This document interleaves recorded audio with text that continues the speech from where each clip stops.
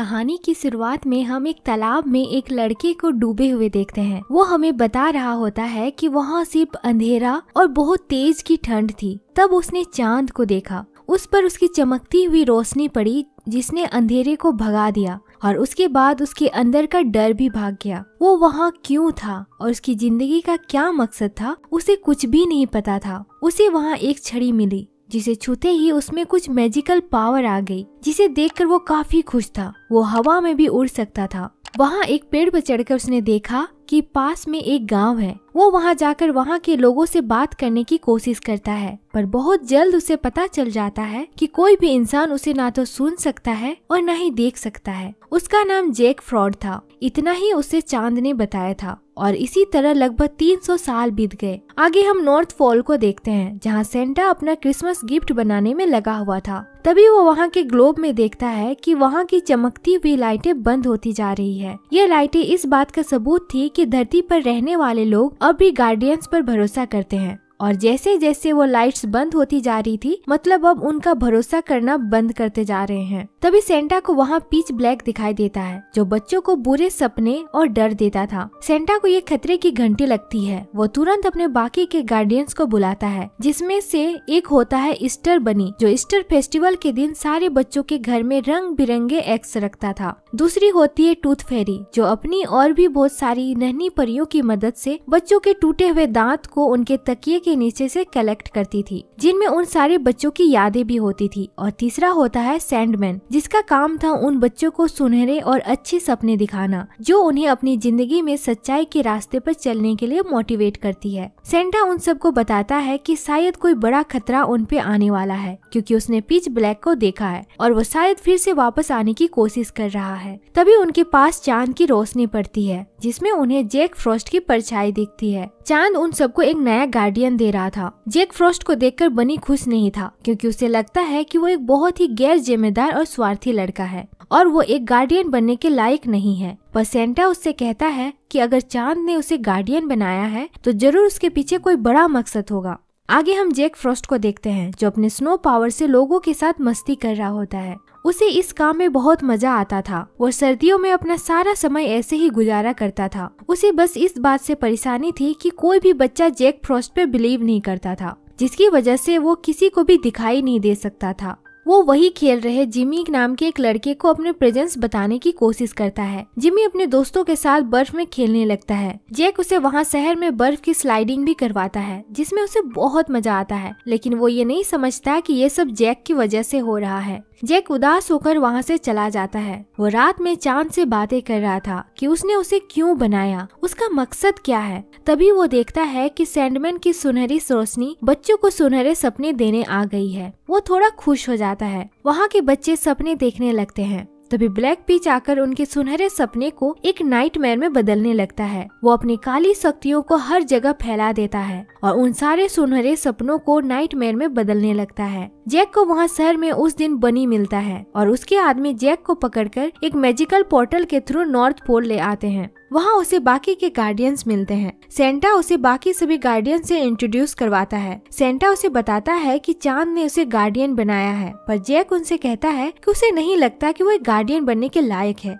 क्योंकि उसे डिसिप्लिन में रहना और लोगों के ऑर्डर फॉलो करने में कोई इंटरेस्ट नहीं है। तब वो लोग उसे बताते हैं कि कैसे उन पर ब्लैक पिच का खतरा बढ़ गया है और उसे खुद चांद ने गार्डियन चुना है, इसलिए वो मना नहीं कर सकता। सेंटा उसे वहाँ की बाकी सभी चीजों की जानकारी देने लगता है। तभी बनी उसके पास आकर बताता है कि टूथ पैलेस में कुछ प्रॉब्लम हो गई है। वो सारे सेंटा के स्लेज में बैठकर टूथ पैलेस तक पहुँचते हैं। वहाँ ब्लैक पिच के नाइटमेयर सारी नन्ही परियों को कैद करके ले जा रहे होते हैं। किसी तरह जैक फ्रॉस्ट एक नन्ही परी को बचा लेता है, तो वो फेरी उन्हें बताती है कि उन लोगों ने बहुत देर कर दी। वो वहाँ की सारी परियों को वहाँ रखे सारे बच्चों के टूथ को चुरा कर ले गया। तभी वो लोग वहाँ ब्लैक पिच को देखते हैं, जो उनसे कहता है कि एक वक्त हुआ करता था जब लोग उससे डरते थे और उसे अपने आसपास महसूस करते थे, पर एक दिन चांद ने उन गार्डियंस को वहाँ भेजा उनका डर खत्म करने के लिए। उन्होंने लोगों के दिलों में आशा जगाई, उन्होंने उम्मीद दिया और उसके बाद में वो सारे ब्लैक पिच को एक बुरा सपना समझकर भूल गए। पर अब सब बदलेगा, उन्हें फिर से डर का एहसास होगा।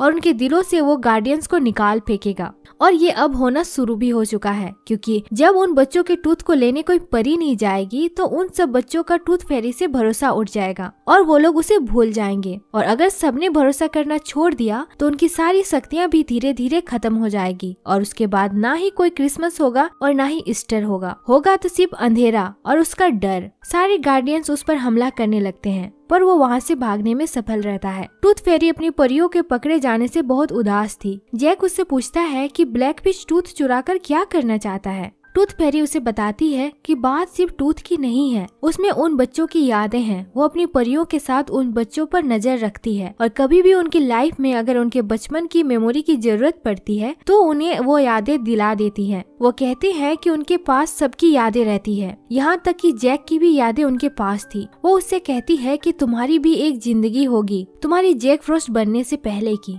जैक अब किसी भी हालत में अपनी पुरानी लाइफ के बारे में जानना चाहता था। तभी टूथ फेरी के कुछ पंख झड़ने लगते हैं। शायद लोगों का उससे विश्वास उठता जा रहा है। सेंटा सबको आइडिया देता है कि वो खुद जाकर सारे टूथ को कलेक्ट करेंगे और वो सारे गार्डियन निकल पड़ते हैं टूथ कलेक्ट करने। वो सब जल्दी जल्दी सारे बच्चों के तकिए के नीचे से उनके टूथ को लेने लगते हैं और उसके बदले में कोई न कोई गिफ्ट्स रखने लगते हैं। पर जब वो लोग जिमी के घर में उसके टूथ लेने जाते हैं तो वो जाग जाता है और वहाँ सबको देख सकता था सिवाय जैक के, क्योंकि वो उस पर बिलीव ही नहीं करता था। और तभी जिमी का डॉग बनी पर झपटने लगता है। सैंडमैन उसे वापस से सुलाने की कोशिश करता है, पर उसमें उसके साथ साथ बनी, सेंटा और दूसरे टूथ फेरी भी सो जाते हैं। तभी जैक को वहाँ ब्लैक फिश दिखाई देता है और वो उसके पीछे भागता है। सैंडमैन भी उसके साथ ही जाता है। इधर जिमी की छोटी बहन सेंटा का मैजिकल पोर्टल से कहीं चली जाती है। जैक ब्लैक फिश को पकड़ने की कोशिश कर रहा था और सैंडमैन उसके नाइटमेयर को सुनहरे ड्रीम में बदल रहा होता है। तभी ब्लैक फिश उन्हें दिखाई देता है। वहाँ उसके बहुत से नाइटमेयर्स भी थे। वो सब एक साथ उन पर हमला कर देते हैं, पर तब तक बाकी के गार्डियंस भी वहाँ आ जाते हैं। वो सब नाइटमेयर से लड़ने लगते हैं, पर ब्लैक फिश अपनी पावर की मदद से सैंडमैन को एक नाइटमेयर में बदल देता है। जैक उसे बचाने की कोशिश करता है, पर वो उसे बचा नहीं पाता है, पर वो अपने पावर से ब्लैक फिश के सारे वॉर को नाकाम कर देता है। सारे गार्डियन सैंडमैन को आखिरी श्रद्धांजलि देते हैं। इन सब के लिए जैक अपने आप को जिम्मेदार मानने लगता है, पर सेंटा उनसे कहते हैं कि तुमने तो उन सबको बचाया है। वो सारे देखते हैं कि वहाँ ग्लोब की कुछ लाइटें बंद होने लगी है। बनी उनसे कहता है कि सब ठीक हो जाएगा क्योंकि कल ईस्टर है और वो एग सबके पास पहुँचा देगा, जिससे उनका बिलीव उन पर बना रहेगा और ब्लैक फिश चाहकर भी उनका कुछ नहीं कर पाएगा। बनी उन सबको लेकर अपने महल में जाता है, पर उन्हें वहाँ जिमी की छोटी बहन मिलती है जो मैजिक पोर्टल से वहाँ आ गई थी। बनी उसे फिर से सुला देता है और जैक उसे वापस रखने के लिए उसके घर में जाता है।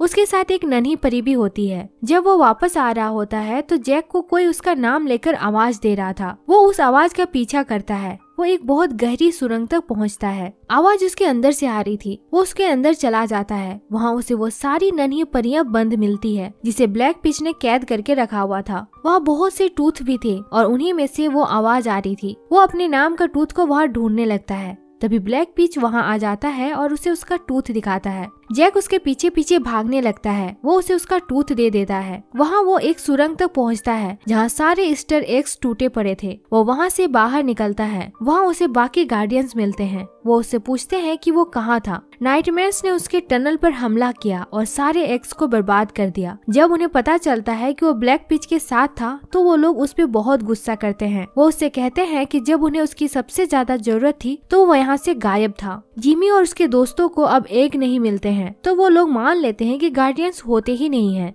जिमी उन्हें विश्वास दिलाने की कोशिश करता है कि उसने अपनी आंखों से उन्हें देखा है, पर कोई उसकी बातों पर भरोसा नहीं करता है। सब अपने घर वापस चले जाते हैं। जैक भागकर अंटार्कटिका आ जाता है। वहाँ भी उसे ब्लैक फिश मिलता है जो उससे कह रहा था कि वो गार्डियंस तुम्हें कभी भी अपना नहीं मानेंगे। वो उसके साथ मिल जाए। फिर सब लोग ब्लैक फिश और जैक फ्रॉस्ट को जानने लगेंगे, पर जैक कहता है कि वो नहीं चाहता कि लोग उसे डर के मारे जाने और वो वहाँ से जाने लगता है। पर ब्लैक फिश एक नन्ही परी को मारने की धमकी देता है और उससे उसका स्टिक मांगता है। जैक उसे अपना स्टिक दे देता है और स्टिक मिलते ही वो उस परी को दूर फेंक देता है और उस स्टिक को तोड़ देता है। वो जैक पर हमला करके उसे वहाँ एक खाई में फेंक देता है और उसका टूटा हुआ स्टिक भी वहीं फेंक कर चला जाता है। कुछ देर बाद जैक की आंख खुलती है तो वो देखता है वो नन्ही परी वहीं गिरी पड़ी है। वो उसे उसकी जेब से उस टूथ को निकालने को कहती है। उसे छूते ही जैक को उसकी पुरानी जिंदगी दिखाई देने लगती है। उसकी एक छोटी बहन थी। वो दोनों एक दिन खेल रहे होते हैं, तभी उसकी बहन के नीचे का बर्फ